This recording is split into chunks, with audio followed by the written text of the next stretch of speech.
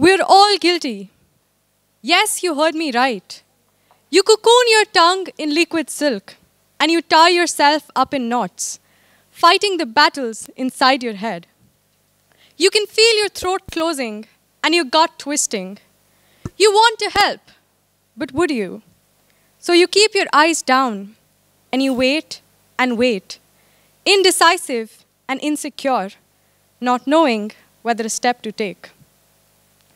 On March 13, 1964, 28-year-old Kitty Genovese was walking to her apartment after a long night. In a classic case of wrong place at the wrong time, Kitty was chased, stabbed, and then raped by a man named Winston Moseley over a period of close to half an hour. She was screaming and wailing and crying out for help. Imagine yourself to be one of the neighbors that day. By a show of hands, how many of you would have responded to the woman crying and yelling just next door? How many of you would have bothered enough to pick up your phone and call the police? Some of you. Well, there were 37 witnesses that day, ladies and gentlemen, and not one, not even one, bothered enough to call the police. Many of them later stated that they just did not want to get involved. A simple phone call would have sufficed, but everyone assumed that someone else would do it. In the wake of that shocking tragedy, researchers set out to answer the question, why does this happen? It was then that social psychologists Bibb Latournay and John Darley formulated the bystander effect. The bystander effect is a phenomenon in which the presence of people influences one's likelihood of helping a person in need. As a generalized rule, we're less likely to help when we're surrounded by others. It is undoubtedly one of the most robust findings in social psychology. Now, the Genovese case was 50 years ago, and I can cite you examples of similar instances of bystander apathy across time period and continent. Bullying in schools, the Nirbhaya case, the Holocaust, and whatnot. There is more to these stories than a sudden recent shift in common decency, and there's certainly a lot more to them than the personality-based conclusions we usually jump to. Let us now consider a hypothetical situation. You're on your way to a very important conference, something you've been preparing for a long time. Stuck in the traffic, you come across an injured person lying on the road. What do? Honestly, how many of you would not mind sacrificing a career-deciding conference to save an injured person on the road? None of you. Ask yourself this, ladies and gentlemen. Why are we less likely to extend help in some situations as compared to others? What we are talking about here today is the bystander's dilemma, an ethical conundrum that pits an individual's most basic instincts against one another. All of us have been raised to live by the altruistic proverb we often call the golden rule. Do unto others as you would have them do unto you. Even then, we see that a news story captures local, national, and even global attention almost every single day because of the indifference of a crowd of people.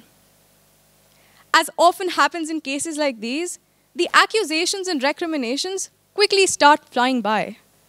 What is the matter with society today? Asks one line of questioning, while others point a finger more broadly, suggesting that this is yet another example of the continued deterioration of common decency and humanity in the modern age. The bystander's dilemma is about human dignity in the most fundamental sense. Not doing anything while someone is being brutalized, excruciated, swindled, or shaken down is objectively a failure to recognize and honor that person's dignity. The very idea that someone would stand and say, I don't know this person, is his life even worth saving, is obnoxious. But the question that I put forth is, do bystanders really have a responsibility to intervene? Ideally speaking, yes. Anyone witnessing an incident, no matter what kind, should obviously do something about it, shouldn't they? At the same time, however, We all have our own lives, and it is not possible for us to go an extra mile whenever someone is in need. Because let's be honest, extending help is inconvenient, and you might also have to risk your own life helping someone. We cannot just go flying around with our red cape every time we see something wrong happening, right? And we need to understand how to draw the line between self-preservation and selflessness. But if everyone assumes that it is okay to not act, and that it's okay to save yourself first, then how can we expect the society to progress? If there are no obligations for extending help, and going the extra mile isn't expected of someone, then isn't it only natural for everyone to sit idly by? All of us face such kinds of trade-offs in our daily lives. We encounter situations where we don't know whether we should step in or not. There are n number of cases of bystander apathy, and it is not possible for anyone to instinctively know what to do. So what is the toolkit to decide that? Research has shown that when individuals are contemplating assistance to others, they undergo a cost-benefit analysis, calculating the personal rewards of helping and the psychological drawbacks of offering help. If the emotional costs are deemed too high, such as when individuals feel overly threatened, insecure, or not personally accountable for offering help, they will be far less inclined to exhibit adaptive helping behavior. This isn't because they don't want to help, or because somehow we believe that apathy has been hardwired into the Indian culture, but because people's desire to help is often overcome by the reluctance to suffer as a result of helping. Not everything is ideal, and I'm not promising you the world in a gift box with a pretty pink ribbon tied around it. Bystander intervention is not about being a superhero. Even the smallest acts of yours can make a significant difference to society. Being a bystander in a situation where it is within your personal power to react is refusing to take the opportunity to bring benefits to the society at the expense of a relatively small amount of resources.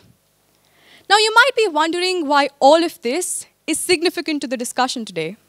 Well, this power of context helps us understand a bit better how and why these incidents occur. And perhaps most importantly, knowing how the presence of others promotes apathy is often enough to prevent us from falling victim to this tendency in the future. Because when we understand how crowds can make us callous, we know too much to rest comfortably in our own inaction. You might as well ask, what can I as an individual even do? The wordings of a poem that I recently came across might help you. He said to build a better world. I said I would, but how? The world is such a cold, dark place, and even complicated now.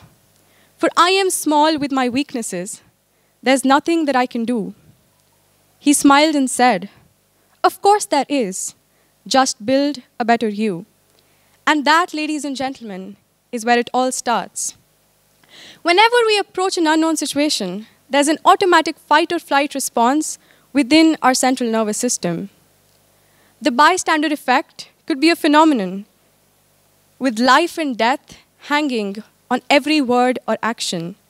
And your choice will make all the difference in the world, if it hasn't already. So next time, despite the pull to flee, see if you can fight the good fight and help, even when no one else is willing to. The world will then have already been a better place. Thank you.